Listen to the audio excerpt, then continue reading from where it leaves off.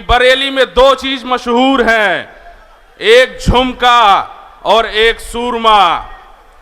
अब ये सूरमा हम उन लोगों की आंखों में लगाने का काम करेंगे जिन्होंने हमारे हक और अधिकार को छीनने का काम किया है। ये सूरमा हम उन लोगों की आंखों में लगाने का काम करेंगे जिन्होंने हमें गुलाम बनाने का काम किया है। ये सूरमा हम उन लोगों को लगाने का काम करेंगे जिन्होंने हमें सत्ता और शासन से दूर रखने का काम किया है। 70 साल बीत चुके हैं। इन 70 सालों में मुसलमानों का वोट लेकर के जिस तरह से इस देश में लोगों ने शासन किया है, हम उनको सबक सिखाने का काम करेंगे। इन 70 सालों में क्या मिला? इन 70 सालों में इस देश के मुसलमानों को राजनीतिक रूप से गुलाम बनाने का काम किया गया। गुजारिश करता हूं बड़े अदब व एहतराम के साथ हमारी पार्टी के प्रदेश प्रवक्ता प्रमुख महासचिव जनाब डॉक्टर पवन राव अंबेडकर साहब से आप माइक पर तशरीफ लाएं और अपने ख्यालात का इजहार फरमाएं। डॉक्टर पवन राव अंबेडकर साहब।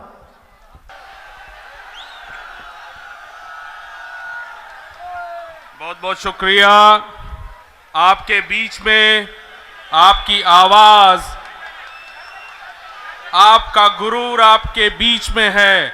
आदरणीय बैरिस्टर असदुद्दीन ओवैसी साहब का मैं बरेली की इस धरती पर इस्तकबाल करता हूं और बार बार अभिनंदन करता हूं।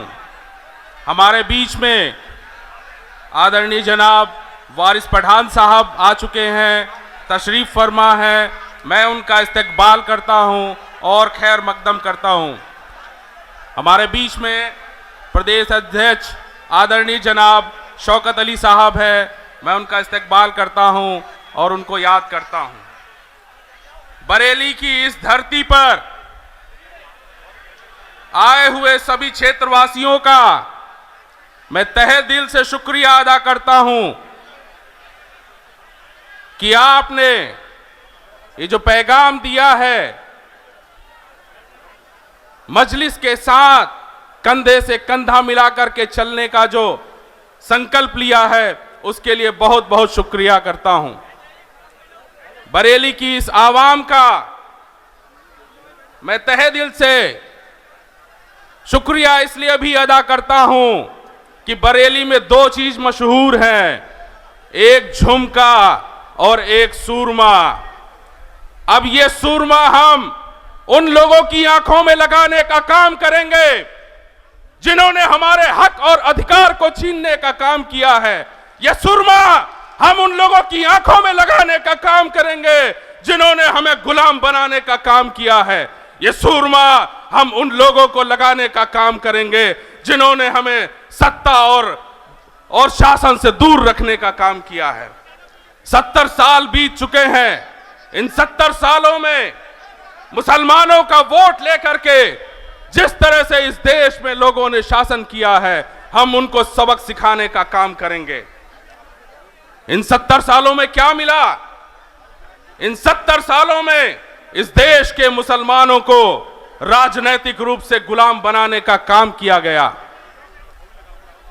मैं उस समाज से आता हूं जिसे पिछले सदियों से सामाजिक रूप से गुलाम बनाया गया, जिसे कुओं से पानी पीने नहीं दिया गया, जिसे अच्छे घरों में रहने नहीं दिया गया, जिसे अच्छे कपड़े पहनने नहीं दिए गए।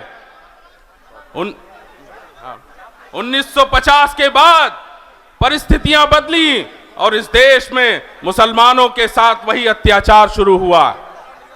कांग्रेस ने आपके वोट को लेकर के इस देश में शासन किया और आपको क्या मिला? आपको गोलियां मिली, आपको नफरत के बीज बोए गए। आपके बीच में आपने बहुजन समाज पार्टी को चुना और कंधे से कंधा मिला करके मान्यवर कांशीराम साहब के साथ चल करके इस उत्तर प्रदेश की धरती पर आपने अछूत कहे जाने वाले समाज की महिला को उत्तर प्रदेश का मुख्यमंत्री बनाने का काम किया। लेकिन जो नई बहुजन समाज पार्टी आई है, उसने क्या किया? नई बहुजन समाज पार्टी ने कलम को छोड़ करके बाबा साहब के बनाए हुए भारतीय संविधान को छोड़ करके त्रिशूल को पकड़ने का काम किया। हम त्रिशूल की बात करने नहीं आए हैं, हम कलम की बात करने आए हैं। कलम के आधार पर इस देश में हम शासन करेंगे, कलम के आधार पर हम इस उत्तर प्रदेश में शासन करेंगे। जो लोग अब आपको डराने का काम कर रहे हैं, कलम को छोड़ करके फरसे और तलवार की बात कर रहे हैं, हम उन तलवार वालों को बता देना चाहते हैं, तलवार से बड़ी ताकत बाबा साहब के बनाए हुए भारतीय संविधान में है। तलवार से बड़ी ताकत कलम की ताकत है और इस कलम की ताकत के आधार पर उत्तर प्रदेश में हम शासन करने का काम करेंगे।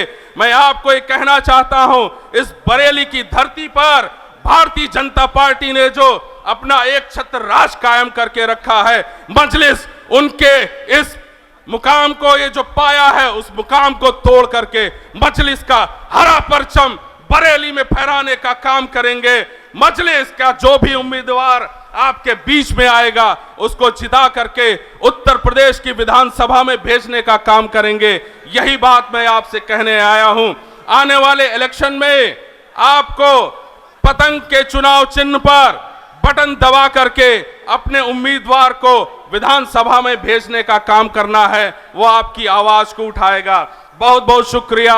एक बार फिर से तहे दिल से आप सब लोगों का मैं इस्तकबाल करता हूं। अस्सलाम वालेकुम। जय भीम, जय मीम।